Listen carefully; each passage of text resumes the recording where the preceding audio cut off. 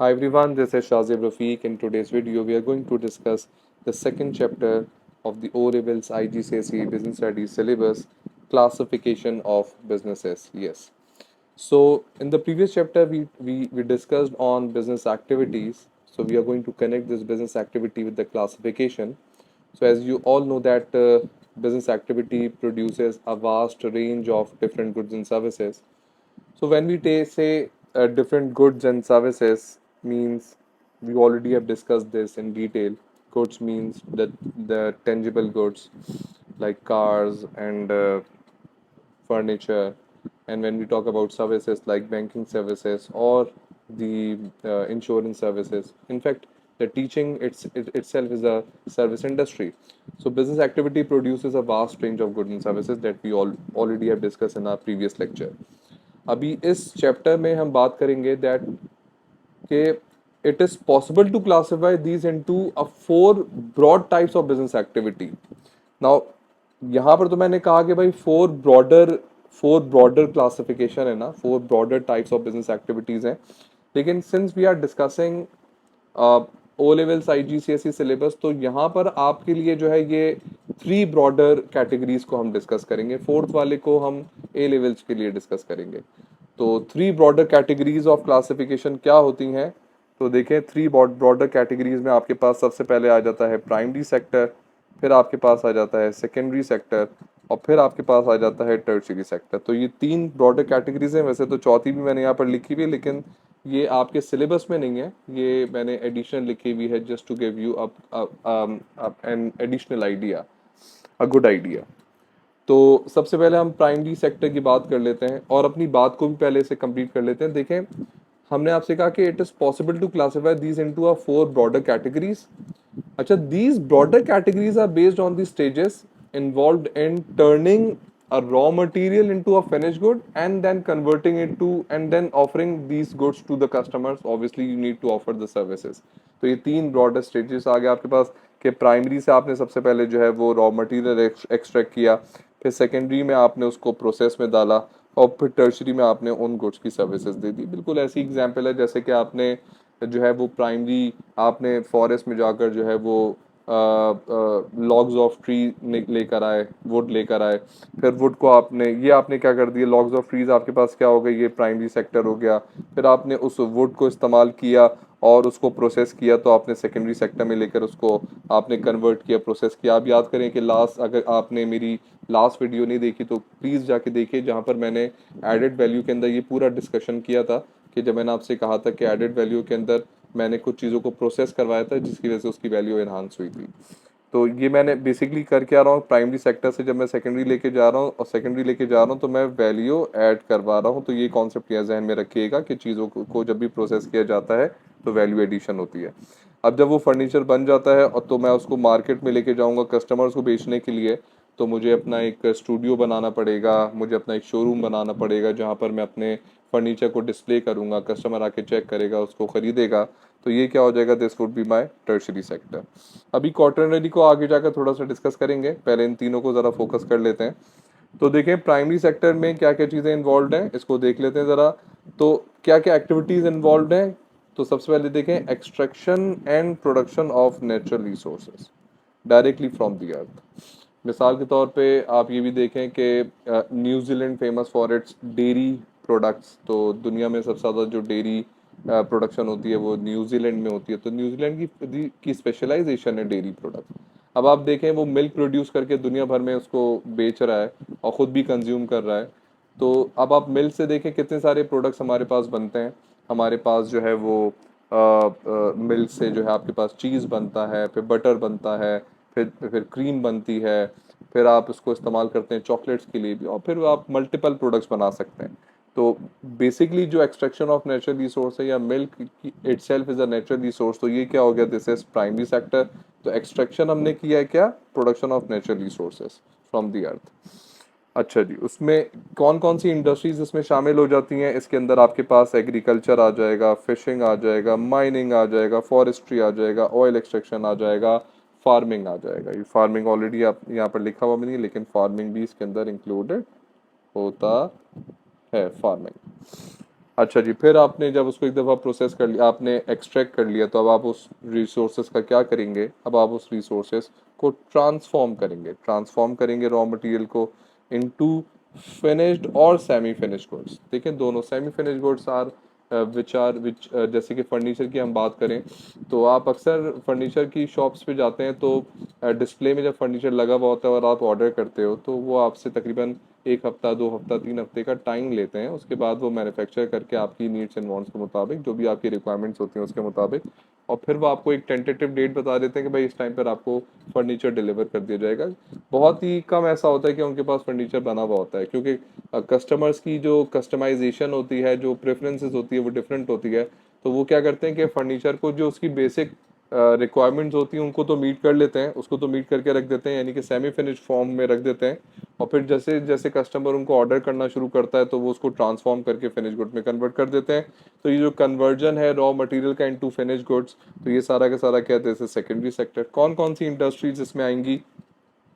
तो देखें इसके अंदर मैन्युफैक्चरिंग इंडस्ट्रीज आएंगी, कंस्ट्रक्शन सर्विस इंडस्ट्रीज आएंगी, एनर्जी प्रोडक्शन आएगी। एनर्जी प्रोडक्शन में आपके पास पाकिस्तान में भी है, पेप्को है, लैपको है, OGDCL है। फिर इसी तरीके से कंस्ट्रक्शन कंपनीज हैं, जैसे बहरिया टाउन है इटसेल्फ। और मैन्युफैक्चरिंग इंडस्ट्रीज़ के अंदर आपके पास बहुत सारी और भी मैन्युफैक्चरिंग इंडस्ट्रीज़ हैं, टेक्सटाइल है, सीमेंट है। तो ये सब सब प्रोसेसिंग कर रहे हैं ना, ये टेंजिबल गुड्स की प्रोडक्शन कर रहे हैं, तो ये रिफाइनिंग कर रहे हैं। तो ये सारा का सारा क्या आ गया, this is what we call secondary sector. आप क्या करेंगे, अब इसको थर्ड सेक्टर में लेकर आएंगे सर्विसेज में, जहाँ पर वो कस्टमर को ऑफर करेगा। तो एक डिस्प्ले सेंटर बनाना पड़ेगा आपको, कस्टमर को 1 to 1 डील करना पड़ेगा, डिपेंड करता है नेचर ऑफ द प्रोडक्ट में। तो अब टर्शरी सेक्टर में जो बेस्ट एग्जांपल मैं कहूँगा कि अगेन जितने भी वो कंट्रीज जो कि टूरिज्म को बहुत ज़्यादा प्रमोट करते हैं, जिसमें Dubai, Dubai one of the biggest famous destination for tourist. वहाँ पर आप देखेंगे कि होटलिंग है बहुत ज़्यादा। होटलिंग इटसेल्फ क्या है, ये एक टर्शरी सेक्टर है, सर्विसेज दी जा रही हैं आपको रहने के लिए, खाने के लिए, पीने के लिए। फिर टूरिज्म इंडस्ट्रीज़ हैं वहाँ पर, जो जो टूर्स आपको गाइड्स हैं, टूर्स हैं आपके, वो पूरा पैकेज आपको बना के देते हैं। तो ये सारा का सारा काम क्या हो रहा है, this are the service sector. अब इसमें जो मेजर इंडस्ट्रीज़ हैं वो कौन कौन सी कंट्रीब्यूट होती हैं, तो रिटेल इंडस्ट्रीज़ जो बेसिकली कहीं से गुड लेती हैं और फिर उसको फाइनल कंज्यूमर तक पहुंचाती हैं। इसको हम आगे जाकर जब हम चैप्टर डिस्ट्रीब्यूशन चैनल की बात करेंगे, तो रिटेल होलसेल के बारे में वहाँ पर बहुत ज़्यादा क्लैरिटी आपको मिल जाएगी। रिटेल स्टोर्स वैसे वो होते हैं जो कि डायरेक्टली कस्टमर्स को बेचते हैं, और वो खुद होलसेलर से या मैन्युफैक्चरर से लेते हैं, डिपेंड करता है कि उनकी कैपेसिटी टू परचेज क्या है।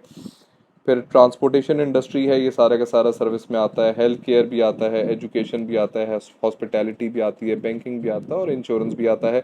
ये बार बार मैं अपने पुराने लेक्चर्स में ये बात कर कर आ चुका हूँ, जब मैंने गुड्स एंड सर्विसेज को डिस्टिंग्विश किया था।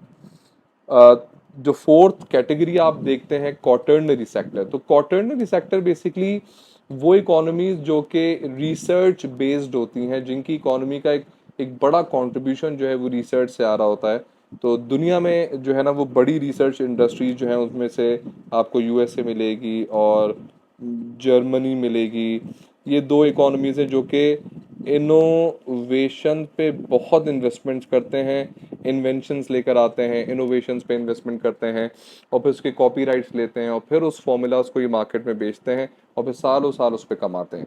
तो इनकी इकोनॉमी का एक बहुत बड़ा पोर्शन, इनकी जो GDP का बहुत बड़ा पोर्शन जो है वो क्वाटर्नरी से आ रहा होता है, रिसर्च से आ रहा होता है। तो ये इकोनॉमी जो है वो क्वाटर्नरी सेक्टर डिपेंडेंट इकोनॉमीज हैं। तो इस तरीके से आपने ये समझा कि किस तरीके से एक बिजनेस एक्टिविटी को बेसिकली हम 4 ब्रॉडर कैटेगरीज में फॉल करवाते हैं, जिसमें प्राइमरी है, सेकेंडरी है, टर्शरी है, और आखिरी में क्वाटर्नरी सेक्टर भी है। अच्छा जी, अब ज़रा देखें कि एक इकॉनमी को क्या प्रॉब्लम्स फेस होते हैं।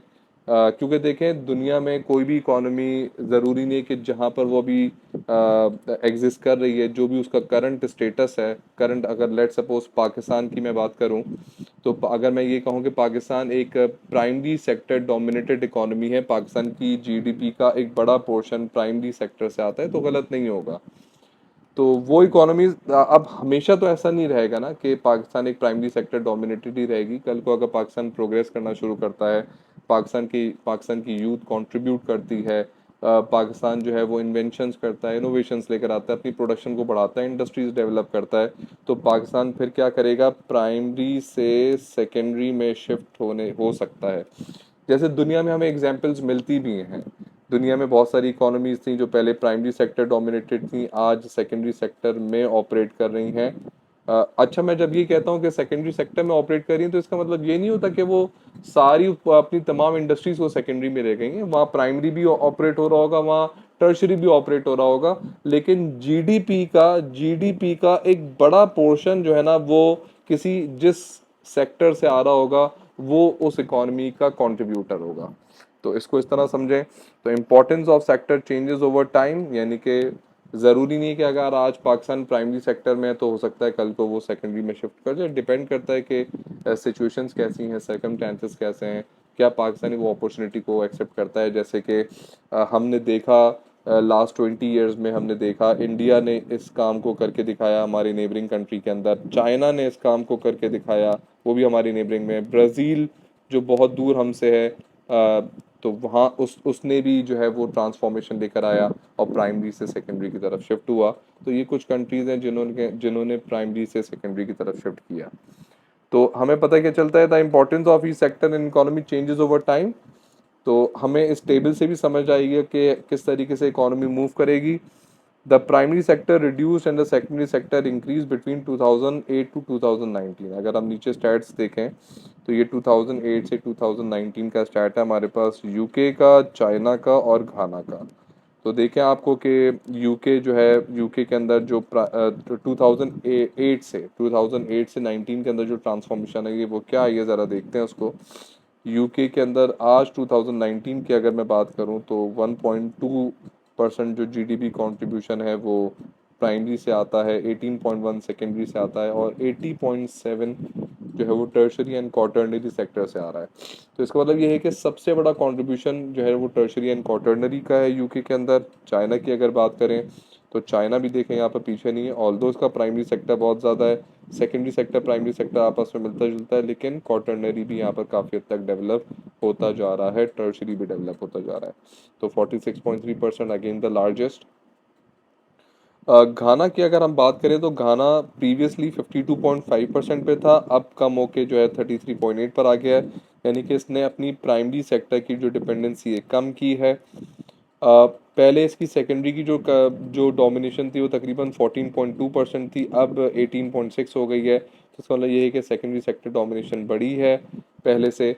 और पहले हमें देखता है कि टर्शरी सेक्टर और क्वार्टरनरी में ये तकरीबन 33.3% था, अब 47.6% है, जो पहले से इंक्रीजिंग ट्रेंड दिखा रहा है। तो ये इसका मतलब ये है कि इम्पोर्टेंस जो है वो with the passage of time change होती है। अब देखें यहाँ पर ये लिखा हुआ है यहाँ पर कॉन्सिक्वेंसेस ऑफ इंडस्ट्रियलाइजेशन। तो पहले तो इंडस्ट्रियलाइजेशन को समझिए, इंडस्ट्रियलाइजेशन होती क्या है। जब कोई इकोनॉमी प्राइमरी सेक्टर से सेकेंडरी सेक्टर में शिफ्ट होता है, यानी कि उसकी इकोनॉमिक एक्टिविटीज़ प्राइमरी से कम होकर सेकेंडरी में बढ़ जाती हैं, प्राइमरी में कम हो जाती हैं, तो ऐसी मूवमेंट को हम कहते हैं industrialisation. When economy is move from primary sector to secondary sector, जैसे अभी हमने गाना में देखा कि घाना में 33.8% हो गया, जबकि पहले 52.5% था, यानी कि इकोनॉमी का 50% जो कंट्रीब्यूटर था वो प्राइमरी था, जो कि अब कम होकर 33.8% है, जो कि तकरीबन समझ लें तो 20% से उसकी इकोनॉमी प्राइमरी सेक्टर से उसने अपनी प्रोडक्शन को कम किया है, और सेकेंडरी सेक्टर में और क्वार्टरनरी सेक्टर में बढ़ा है। इसका मतलब यह है कि प्राइमरी के अंदर प्रोडक्शन कम हुई है और सेकेंडरी के अंदर हमें देखने को मिलता है कि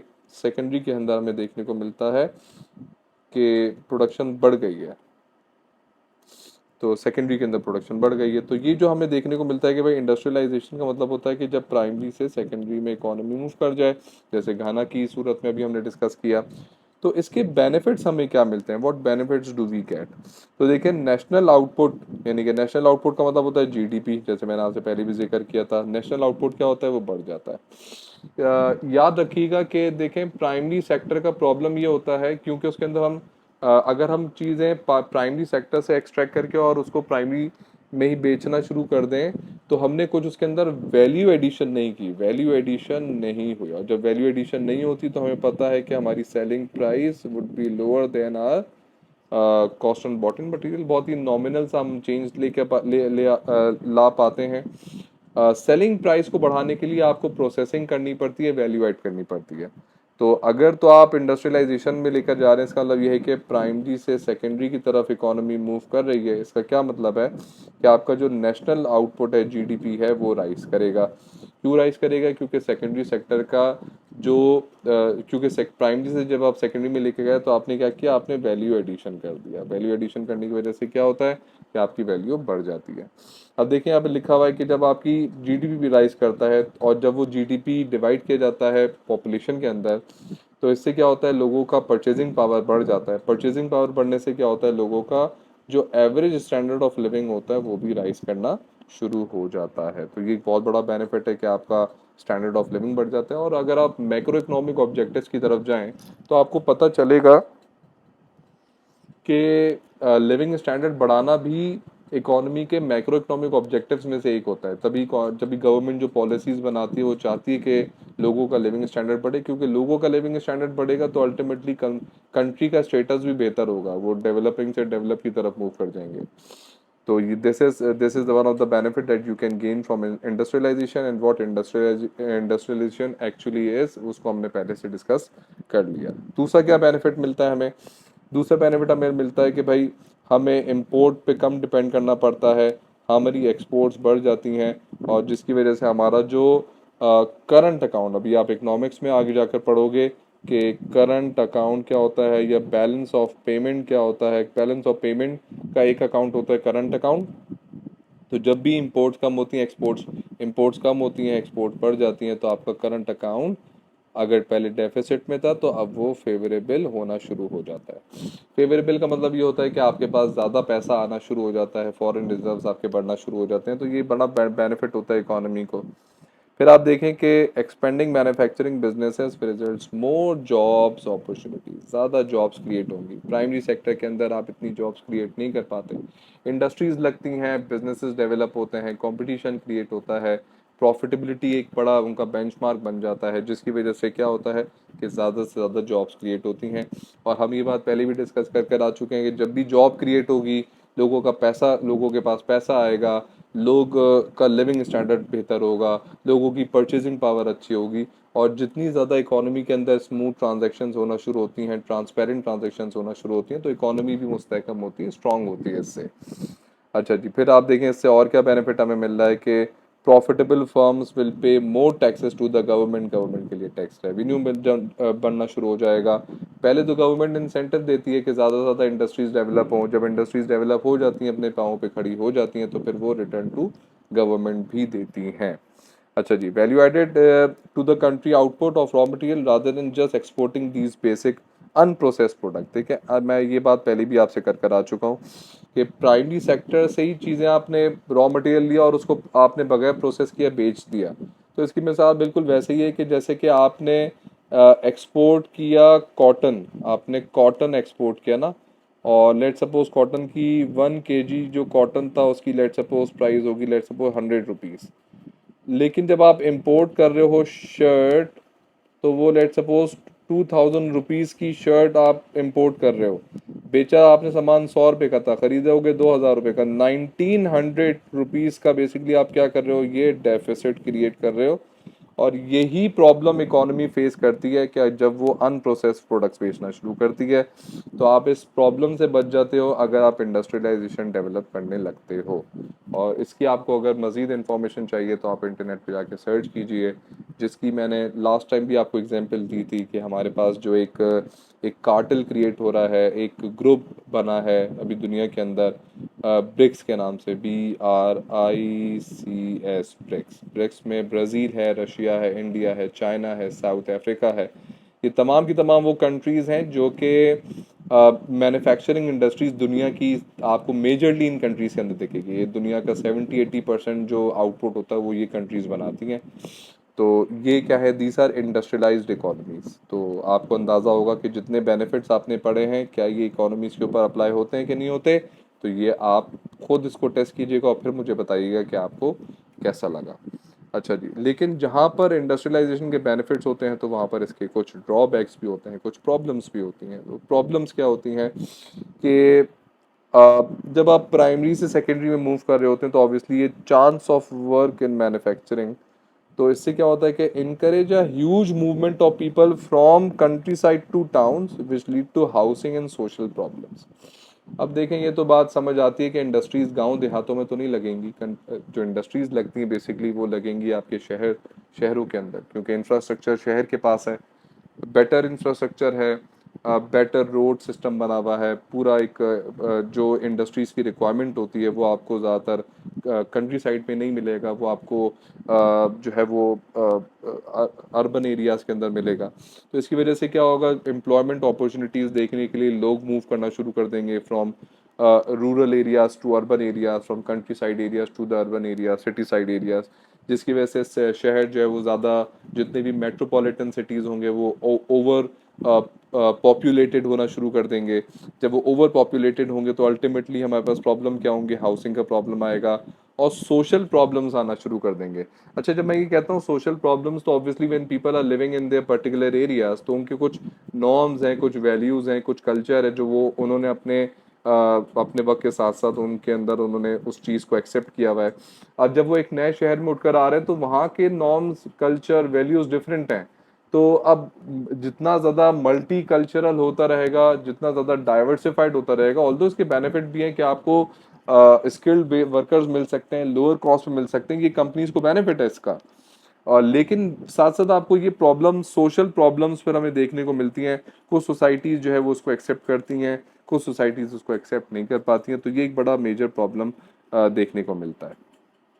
साथ साथ और क्या प्रॉब्लम्स मिलती हैं कि अगर आप मैन्युफैक्चरिंग की तरफ जा रहे हैं तो ऑब्वियसली हो सकता है कि आपने अपने प्राइमरी सेक्टर को डिक्लाइन किया हो, कम किया हो, तो अब आपको रॉ मटेरियल जो है ना वो बाहर से इंपोर्ट करना पड़ सकता है, हो सकता है, पॉसिबिलिटी है, जो कि इनिशियली शॉर्ट टर्म में, मैं ये नहीं कह रहा कि लॉन्ग टर्म में आपको नुकसान होगा, लेकिन शॉर्ट टर्म में आपकी इंपोर्ट कॉस्ट को बढ़ाएगा। और मैं ऑलरेडी ये बात कर आ चुका हूँ कि आपका जो बैलेंस ऑफ पेमेंट है कब भी फेवरेबल होता है कि जब आपका इंपोर्ट कम होता है। यहाँ पर आपका इंपोर्ट बढ़ रहा है इनिशियली, जिसकी वजह से आपके फॉरेन रिजर्व जो है, वो पैसा जो आपके मुल्क में रखा हुआ था वो खर्च हो रहा है, फॉरेन रिजर्व कम हो जाएगा। फॉरेन रिजर्व कम होने की वजह से आपका जो बैलेंस ऑफ पेमेंट है वो अनफेवरेबल हो सकता है। तो ये इस चीज़ को हमने थोड़ा सा जहन में रखना पड़ेगा कि अनफेवरेबल कंडीशंस आ सकती हैं शॉर्ट टर्म के अंदर। फिर आप देखें कि growth of manufacturing industry is due to expansion of multinational companies has an negative impact on the economy too. Multinational देखें बेनिफिट क्रिएट करती हैं, एम्प्लॉयमेंट लेकर आती हैं, इनोवेशन लेकर आती हैं, इन्वेंशंस करती हैं, नई मशीनरी लाती हैं, अपना माइंडसेट अपने साथ लेकर आती हैं, लेबर की ट्रेनिंग करवाती हैं, सारे के सारे बेनिफिट अपनी जगह हैं। लेकिन मल्टीनेशनल के कुछ ड्रॉबैक्स भी होते हैं। वो क्या करते हैं, वो इकोनॉमी के अंदर, क्योंकि उनकी इन्वेस्टमेंट बहुत ज़्यादा होती है, तो वो मोनोपोली भी क्रिएट कर सकते हैं। वो मोनोपोली भी क्रिएट कर सकते हैं, मोनोपोली करते हैं क्योंकि उनके पास बहुत पैसा होता है, बेतहाशा पैसा होता है, तो वो लोकल इन्वेस्टर्स को थोड़ा सा रिस्ट्रिक्ट करते हैं मार्केट में आने से, लोकल बिजनेसेस को टेक ओवर करते हैं।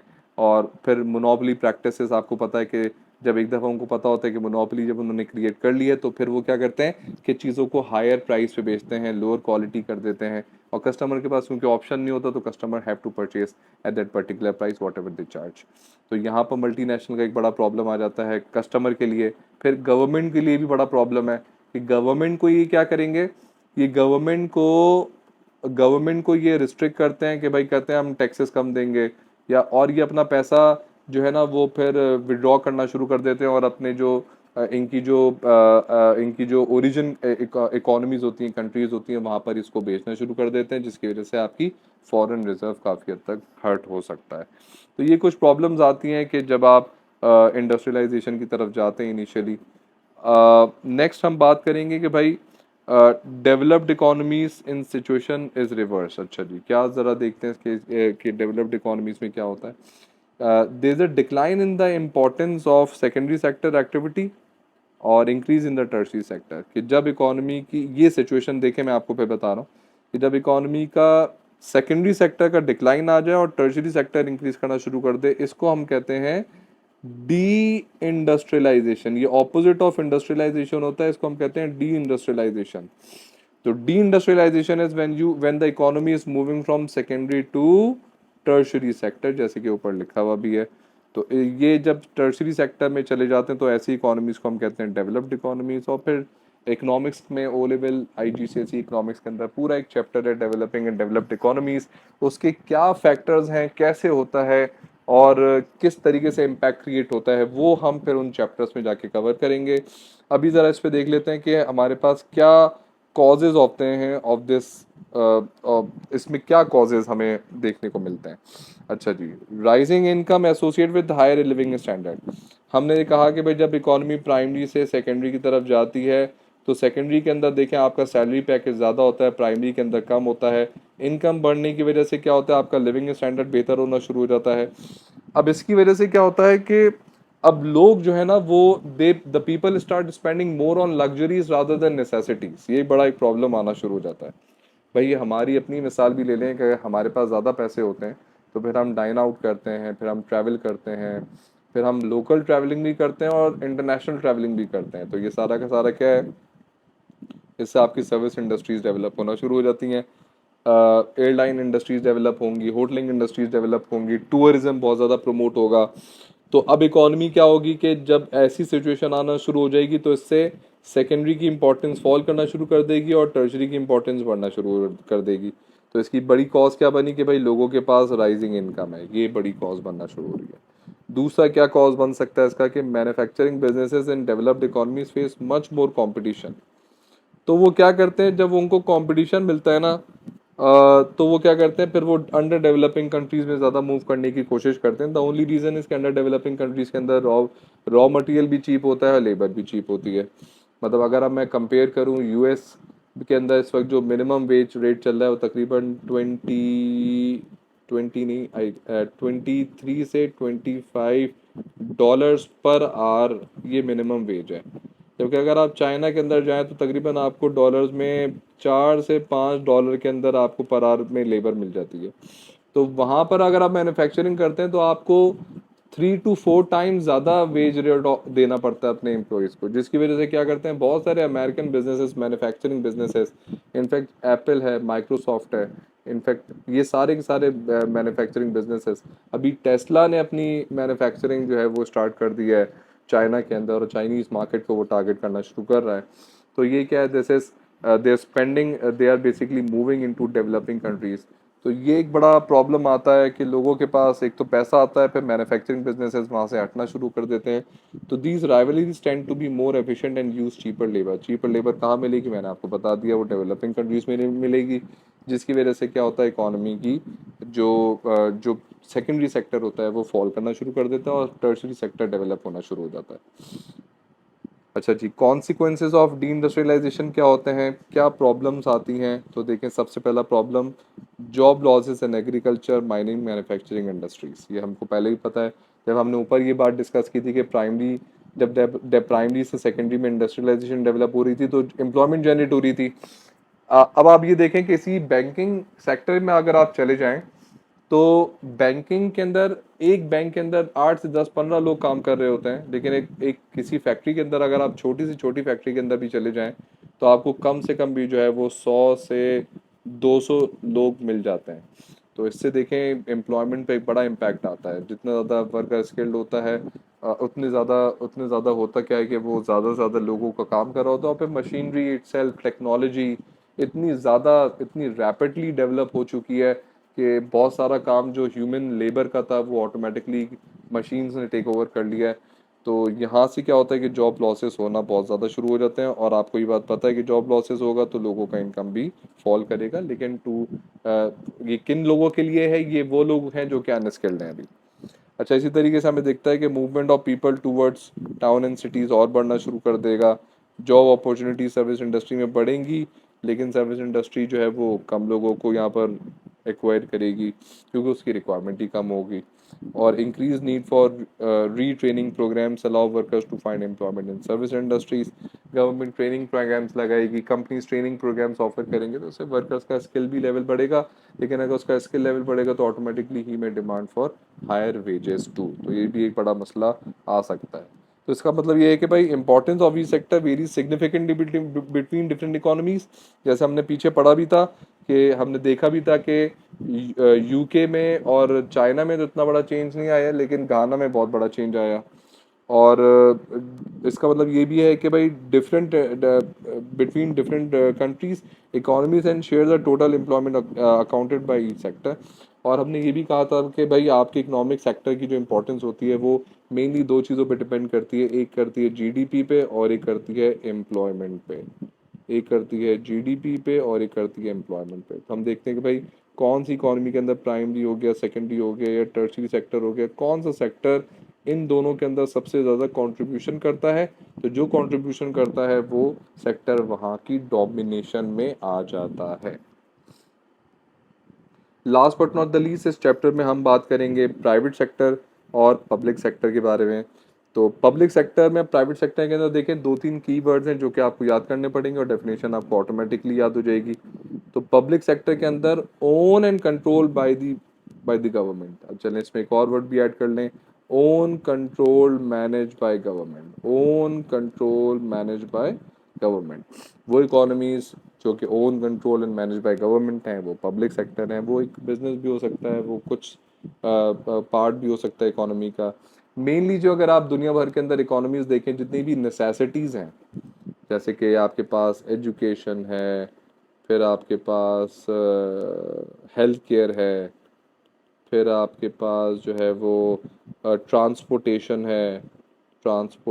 है, फिर आपके पास जो यूटिलिटीज़ हैं, यूटिलिटीज़ में पानी बिजली गैस तीनों चीज़ें आ जाती हैं। ये मेनली जो है ना ये पब्लिक सेक्टर के पास होता है। गवर्नमेंट इसको प्राइवेट सेक्टर को नहीं देती, क्योंकि गवर्नमेंट को ये लगता है कि आपको पता है ना कि भाई गवर्नमेंट बेसिकली काम करती है for the benefit to society, welfare to society, और प्राइवेट सेक्टर काम करता है फॉर प्रॉफिट मैक्सिमाइजिंग। तो गवर्नमेंट को ऐसा लगता है कि क्योंकि ये कि लोगों का बुनियादी हक है, this are the rights of the people.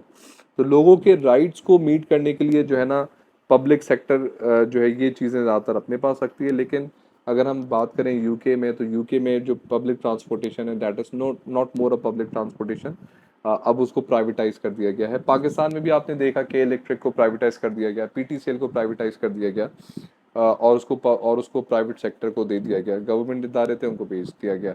तो ये गवर्नमेंट अपनी पॉलिसीज़ को with the passage of time change करती है। डिपेंड करता है कि सिचुएशन कैसी है, डिपेंड करता है कि गवर्नमेंट के पास रिसोर्सेज कितने हैं, क्योंकि गवर्नमेंट को उन रिसोर्सेज को यूज़ करके इफेक्टिव एंड एफिशिएंट यूटिलाइज करके उससे मैक्सिमम बेनिफिट लेना होता है। अच्छा जी, फिर हम बात करते हैं प्राइवेट सेक्टर में। वही तीन चीज़ें आ जाती हैं, ओन कंट्रोल और मैनेज। और कौन करेगा? Bye individuals. इंडिविजुअल्स और ये प्राइवेट सेक्टर में आ जाते हैं जिनका main objective is to maximise profit होता है। अच्छा जी, जिस इकोनॉमी के अंदर बोथ पब्लिक और प्राइवेट सेक्टर काम कर रहे होते हैं, मोर और लेस दुनिया के अंदर आपको हर इकोनॉमी मिल जाएगी जहाँ पर पब्लिक और प्राइवेट सेक्टर मिलकर काम कर रहा होता है, चाहे वो पाकिस्तान हो, इंडिया हो, बांग्लादेश हो, चाहे वो यूएसए हो, रशिया हो, चाइना हो, कोई भी दुनिया की इकोनॉमी उठाएं वहाँ पर आपको प्राइवेट सेक्टर भी दिखेगा, पब्लिक सेक्टर भी दिखेगा। ऐसी इकोनॉमीज को हम कहते हैं मिक्स्ड इकोनॉमी। लेकिन मिक्स्ड इकोनॉमी के अंदर ज़रूरी देखें, एक बात को समझिएगा कि मैं ये नहीं कह रहा कि मिक्स्ड इकोनॉमी के अंदर 50% जो है ना वो प्राइवेट सेक्टर के पास है और 50% जो है वो पब्लिक सेक्टर ओन करेगा। नहीं, ऐसा कुछ नहीं है, ऐसा कुछ भी नहीं है। जो डिस्ट्रीब्यूशन ऑफ रिसोर्सेज है वो ज़्यादा या कम हो सकती है। अगर किसी इकोनॉमी के पास, अगर किसी इकोनॉमी में प्राइवेट सेक्टर के पास रिसोर्सेज ज़्यादा हैं, रिसोर्सेज ज़्यादा हैं, तो ऐसी इकोनॉमीज़ को हम कहते हैं कि ये मार्केट इकोनॉमी हैं।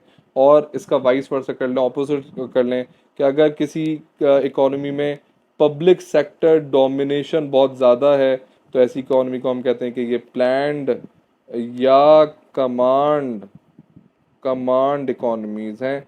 इसको ज़रा समझिएगा, जैसे कि रशिया मेनली जो है वो एक प्लान्ड इकोनॉमी, ऑल्दो वहाँ पर प्राइवेट सेक्टर भी है, लेकिन ज़्यादातर जो डोमिनेंसी है और ज़्यादातर जो रिसोर्सेज की जो ओनरशिप है वो गवर्नमेंट के पास है। गवर्नमेंट ओन भी करती है, कंट्रोल भी करती है और मैनेज भी करती है। तो ये कहलाती है आपके पास मिक्स्ड इकोनॉमीज। और प्लान्ड इकोनॉमीज और कमांड क्या होती हैं ये ऑलरेडी हमने डिस्कस कर लिया। In a mixed economy countries important goods and services are provided by the government, ये हमने ऑलरेडी डिस्कस किया कि भाई गवर्नमेंट इसको ऑफर करेगी, क्या ऑफर करेगी, हेल्थ है, एजुकेशन है, ये मेनली डिफेंस है, पब्लिक लॉज हैं, पुलिस फोर्स है, ये सारा का सारा ये पब्लिक सेक्टर ऑफर करता है। आई होप कि आपको वीडियो अच्छी लगी होगी। अगर आपको अच्छी लगी है तो इसको हमारे चैनल को सब्सक्राइब कीजिए और बेल आइकन पे ज़रूर क्लिक कीजिएगा ताकि नेक्स्ट कोई भी वीडियो हम यहाँ पर अपलोड करें तो आप तक पहुँच जाए, और अपने दोस्तों में इसको शेयर कीजिएगा। Thank you so very much.